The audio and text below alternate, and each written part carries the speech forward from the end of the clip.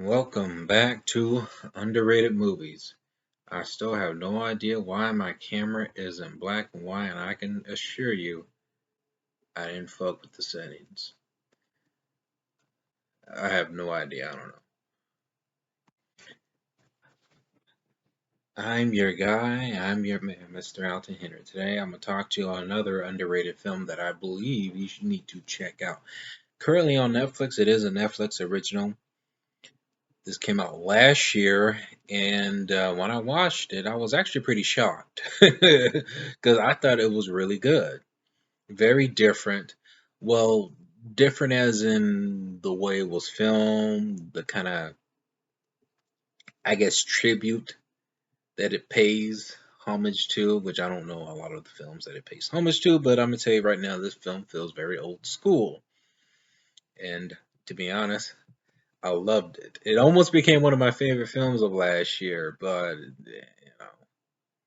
or 2021. I think the movie came out 2021, but it's freaking good. Yeah, last year. It's not 2023 yet.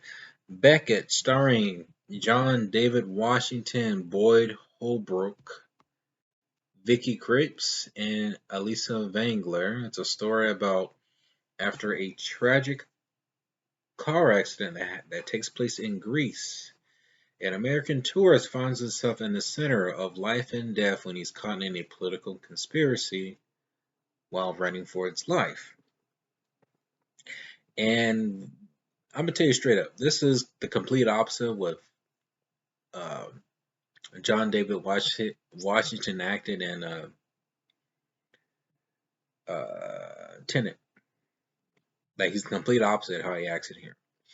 This is John David Washington's second Netflix original, and keep on coming, dude, because you cool.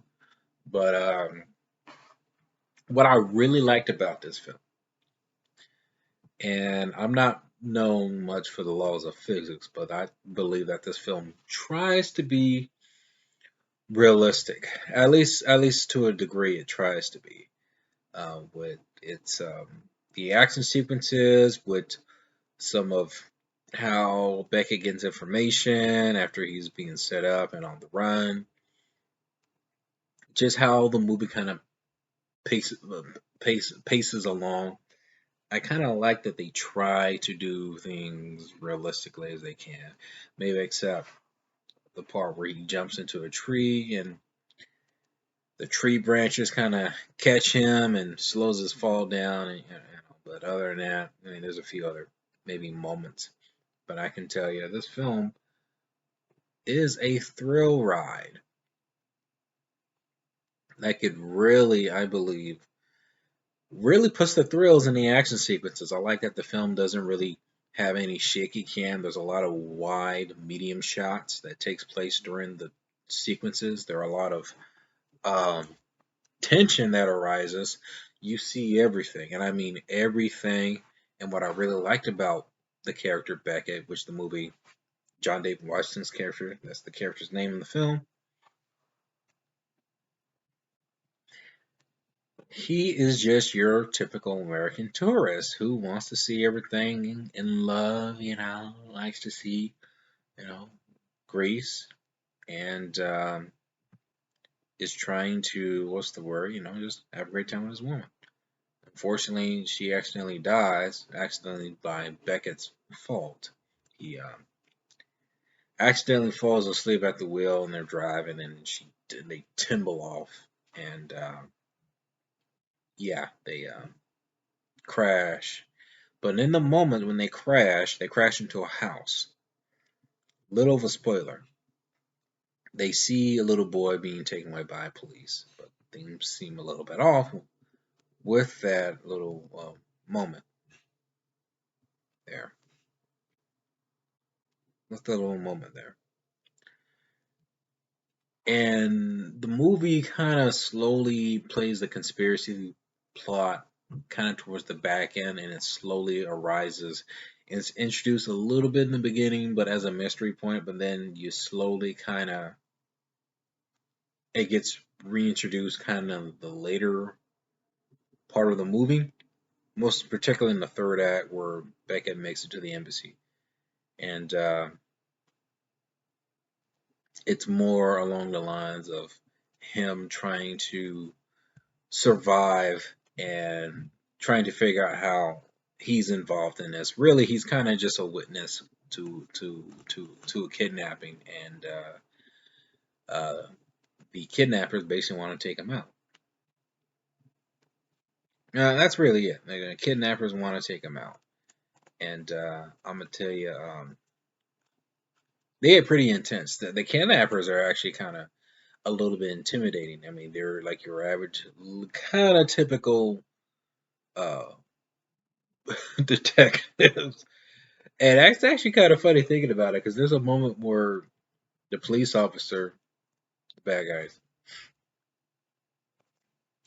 deliberately tell like Beckett like you didn't see anything. It's like no, I saw something. You didn't see anything. No, I saw something.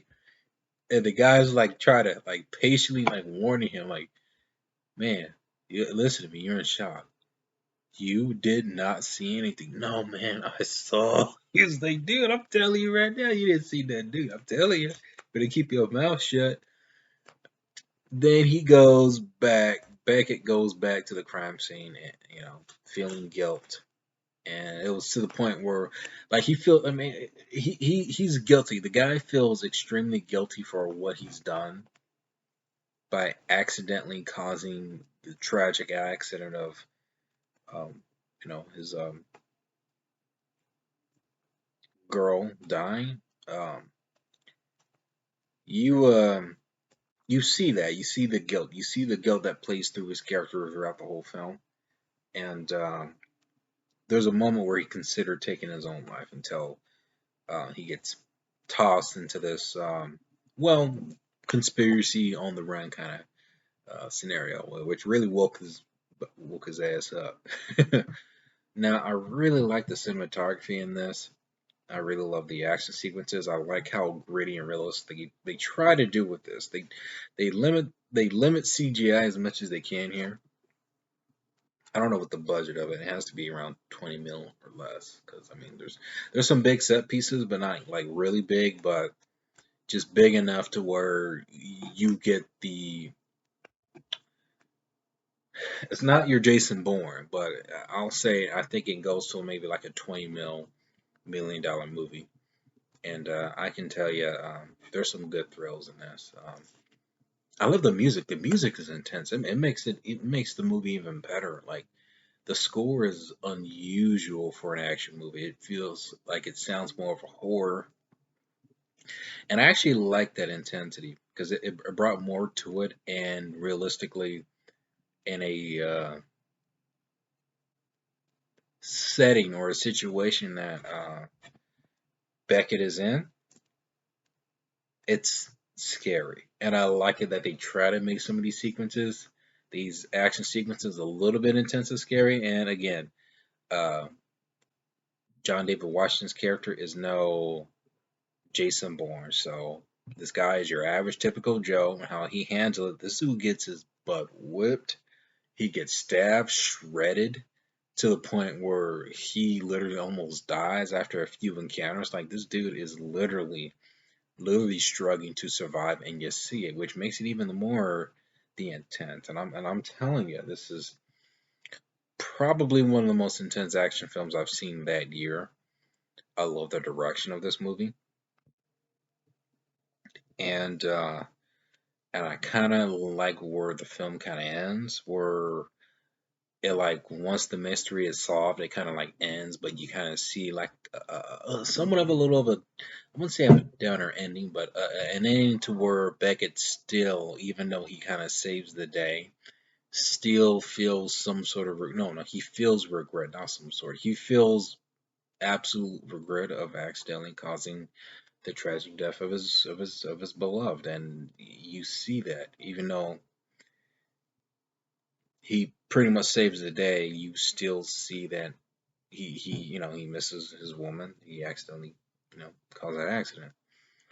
I like the way the story kind of unravels, where it's more of a mystery, and you see it through Beckett's eyes, where It's either from the government or from the crooked police. You kind of don't know where to turn, and you don't know who to trust. And I kind of like it that each encounter that Beckett faces, he's kind of put in a predicament where he's pretty much on his own, and he is, because even the allies aren't trusting as well. So you kind of have to go on your own on this. It should feel bad, but I thought this was a phenomenal action thriller, and this is an action thriller. It's a thriller to its core. John Damon Washington surprised me in this. I have not seen Amsterdam, but if you're looking for like a really awesome performance from him, I highly recommend checking this out. And if you're looking for a good action thriller, check this movie out. I'm pretty sure you like it. Now, Beckett, have you seen it? Comment below. Let me know if you have, and let me know what is your favorite underrated movie.